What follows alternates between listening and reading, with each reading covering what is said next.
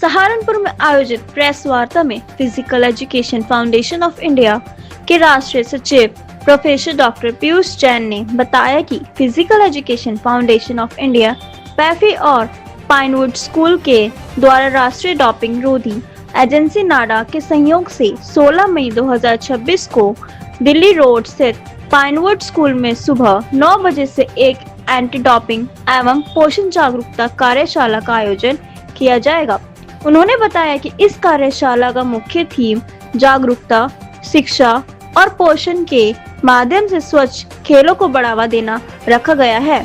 Press वार्ता में पैफी के मंडल कोऑर्डिनेटर गौरव चौहान, पैफी उत्तर प्रदेश चैप्टर की सचिव नंदिनी रावत, संयुक्त सचिव चंद्रशेखर राणा समेत चौधरी राजेश पाल, सुषमा सिंह, अजय चौधरी, ब्रजेश चौधरी, शुभम चौहान, परमेल चौधरी, मोनिश राणा, हिमांशु चौधरी मौजूद रहे।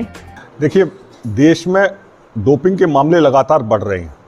हमारे खिलाड़ियों के बीच में डोपिंग के लिए जागरूकता चालू की जाए, उनको बताया जाए कि क्या खाएं, कब खाएं, कितना खाएं और कैसे खाएं। इस विषय पर पैफी के द्वारा लगातार 2017 से इस तरह के प्रयास किए जा रहे हैं।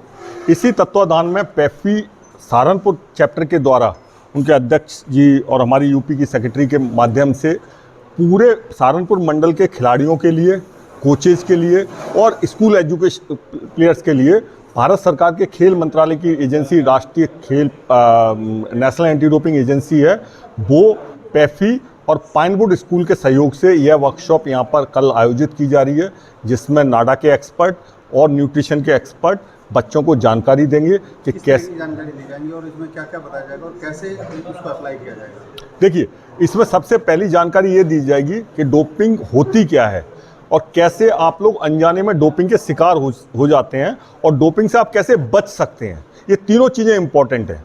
होता क्या है, कई बार प्लेयर अनजाने में भी दवाई ले लेता है, उसे पता ही नहीं होता कि वो क्या खा रहा है। तो भारत सरकार ने इस तरह के ऐप बनाए हुए हैं, बच्चों को जानकारी नहीं है। कल हमारे एक्सपर्ट्स इस बारे में बताएंगे। दूसरा, एक न्यूट्रिशन बड़ा इंपॉर्टेंट पहलू है। हमारे बच्चे, कोचेज, उनको पता ही नहीं होता कि वो कितना मात्रा में प्रोटीन लें, कितनी मात्रा में कार्बोहाइड्रेट लें और किस प्लेयर के लिए क्या लें। तो न्यूट्रिशन और डोपिंग ये दोनों इंटरलिंक्ड सब्जेक्ट हैं। हम लोग अक्सर देखते हैं जिम में जब कोई बच्चा बॉडी बनाने के लिए जाता है तो वो अक्सर 2 चम्मच अपना वाइट पाउडर डालता है। White powder in the sense whey protein, grey protein, जो भी प्रोटीन के सब्सटेंसेस चलते हैं। उनसे हो क्या रहा है कि वो प्रोटीन के अंदर स्टेरॉयड है या नहीं है, क्या वो चेक्ड प्रोटीन है, क्या वो प्रोटीन बिल्कुल सही है कि उसमें ऐसा कोई भी स्टेरॉयड सब्सटेंस नहीं है जो उसकी बॉडी के लिए हार्मफुल है। 2 चीज़ें हैं कि हम बना तो अपने स्वास्थ्य के लिए रहे हैं, लेकिन उसके माध्यम से हमारे शरीर के इंटरनल ऑर्गन फेल हो रहे हैं।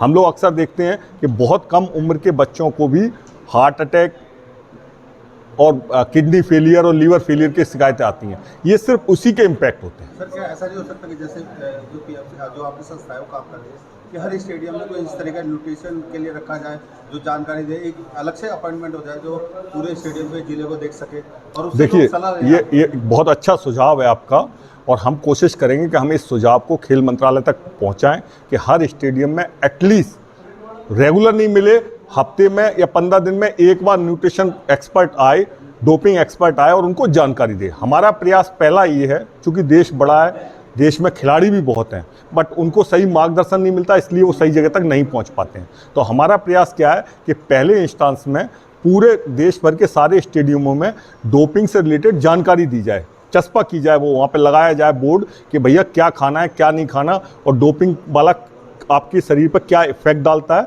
और कैसे बैन हो सकते हो। तो यदि ये जानकारी पहुँचेगी तो धीरे धीरे दूसरे चरण भी स्टार्ट हो जाएंगे।